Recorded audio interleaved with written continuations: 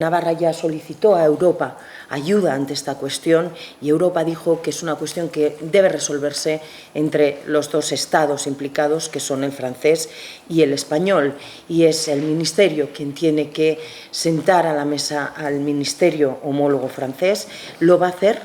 estamos trabajando con el Ministerio español en esta cuestión y lo va a hacer. Ya hay una cita prefijada para, junto con el Estado francés, intentar buscar la mejor solución a un problema que se nos genera de alguna manera, porque es Francia en cumplimiento de leyes también y en cumplimiento de sus planes y políticas quien decide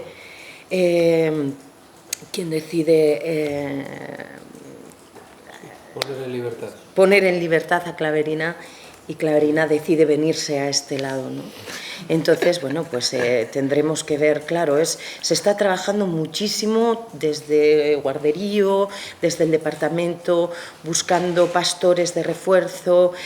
con todos los sistemas de geolocalización, los mastines. Bueno, hay cuestiones bien serias que están encima de la mesa, mucho trabajo avanzado, pero es verdad que no se ha dado con la solución y el problema sigue y parece ser que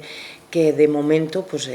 va a continuar. Hay que ver cómo se puede atajar, cómo se podría alejar a la OSA y esto se ha de hacer en trabajo coordinado con el Estado francés necesariamente y el titular del Ministerio de España, ¿no? Entonces, en ese trabajo está el departamento